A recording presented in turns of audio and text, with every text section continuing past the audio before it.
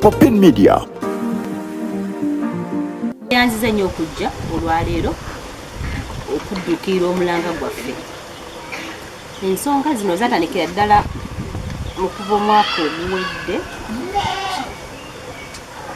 Kituddeko akabanga nti twagende wakujja waffe Kisikakasi nga tumusaba atuwe ku mugabo gwa maama. Nalinze ne mwannyinaze ne muganda wange ekijja atuwe ku mugabo gwa maama kuba maama wange Zawedde Hanifa wa muganda wange ono yenna Ntiza. Kati ne tujja nga tusaba ku mugabo gwa maama mu bulubereberye ono yasooka okusituka ne mwannyina era mwannyinaze ne bajja ewakojja. Bwe batuuka ewakojja twaha n'abagamba amuddeeyo ebintu bye mutabibagabira dda. Kati bwe baakomawo ewakojja yekojja n'abagamba nti ebintu ebyagabwa byaweebwa basika so si byaffe oba si byabamaama baffe byabasika babamaama. Ne twekubira enduulu ewa chairman Mwami Yokaana Erositu n'agezaako okututuuza mu nsonga ne zimukaluubiriza n'atusindika ku LC3 ne tugenda ku LC3 era ne bayitako gye enfunda zaalinga nnya era nga taresipondinga. Ne tuvaawo ne tugendako ne ewa RDC era ewa RDC n'atugamba tukomewo tutuule nga family era n'atulambulula amateeka ngeri gye gakyambulamu n'atusindika tukomewo ku ground tutuule ne kojja waffe. Era waliwo baganda bange abalala mbadde nga nkubira essimu abatuukirira kojja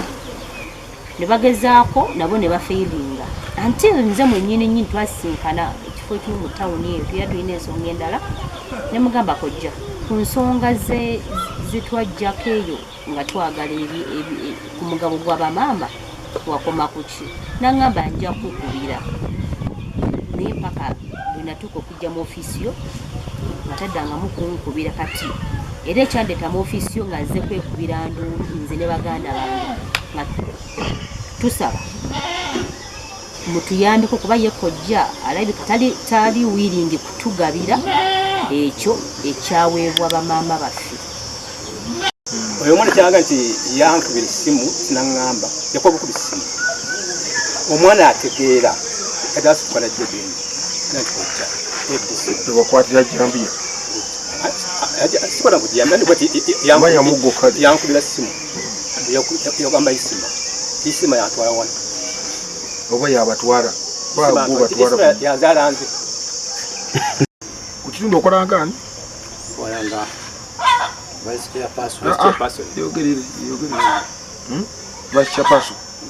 chairperson obuvunaanyizibwa bweki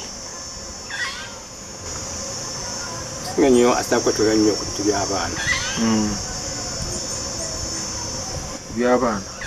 kati kyenkubuuza ekisembayo tudde kwoli wano ozimbyewo ddi ennyumba eno mwaka kitubuulire mbyewo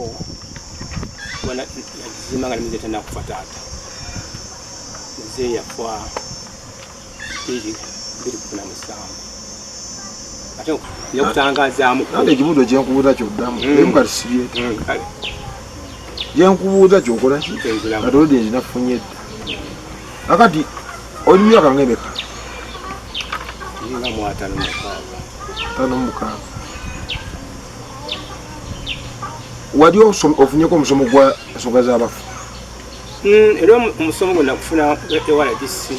nakufunira abaana nga bakuwadde okusooka nenfuna mu kisomo tugamba muko batugamba okufuna letters of administration tugenda kwerondamu nga administrator okuddukanya ebintu okuddukanya biki ebitali okuddukanya ebintu by'omugenzi saidi mpanga kati okakasa wano asibye bakiziganya nabona enkulu w'ekika era naye ndwana bango mugudde ko wano nabango ko bali nakasona mudira tuzze olaga ngabo gugwe enkulu w'ekika ne mukana ebintu bikungwa ko bugwi mukulu w'ekika enkulu wabikola onaliko kitabo ekika kyatula ate musajja okukola kino sina buyinza bwekibanja ngobukole era bwabukola kakati bagenda okukola ekintu ekyo bo ababiri abo nebaga nti aa tuve wano tebakoma kwoneka tutemetema awantu wano naye mbadde nkusaba mukulu Musisi kasita oweza emyaka egyo gye bagambye buli ddakiika oba olowooza kufa ate mukulu Musisi kankubuulire kino lwakuba nange njogedde nnyo bakugamba buli lwoyogera ennyo mbwowoza ate oyongera ku byonoona buli lwowoza ennyo oyogera ku byonoona kati abo abafu bonna bajja kukubuuza oba bakwawo babaziikawo ng'oli luddawa ate noyogera ekityogereka n'ogamba nti ebisaala birikyuka ate ndibajjawo ate eri wonna waagagadda ate oli bateekawa okuwoza ennyo kuba kubi nnyo mukulu Musisi mbadde nkusaba bireke nze naweza emyaka 6 abasajja bano nsiba mbagamba sikyalina kyenjagala baveewo ng'obudde mukolaki ne bali abakazi bwewaleeta n'obagamba mbunu bali okugwa mu bulago batuufu bagamba kojja ate gwe ate osindika woli yatunda ekintu kyaffe that is total humanity twanika mukono njagala okukkiriza owulire njogera n'obwongo bwewanika bwoti n'oddira ebintu n'ogenda ng'obigabanyanga bwokola ki bwoyagala RDC akutuuzizza agamba mugende mutereeze ebintu gogamba tugenda kufuna level administration ku bintu byowagabanya n'oddira n'abantu abatali ba Luganda n'obaleeta bagabane ebintu by'omugenzi n'oddira abafuna otabawa n'oddira abawala n'otabawa ate akolerera bintu n'ozimba wane ennyumba nga tebakulagira without level of administration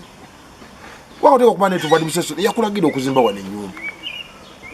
ajaja omulwadde si yamusikira tata wakulagira genda oteeke wali ekimanya kyange tebakikola ki tekibaamu abalindiriza gakitwala ebintu byonna obimanyi kituufu amazima yawula okubeerako n'okuwa kitaawo yakuwa n'etubeerekawo tugenda tubanyonyola ebintu byabafu kati essaawa ya leero sayidi eri nsanyufu bwe banyimirira ne bali sayidi eri ngaakubuulira ebituufu ate naye basayidi olinga ewulira buli sayidi yawe naye zimba njogera twabagamba biba tutambula tuyiga basajja byonna byasomeseza byonna mbiriwa naye bisomesa wati naye bwajja bwati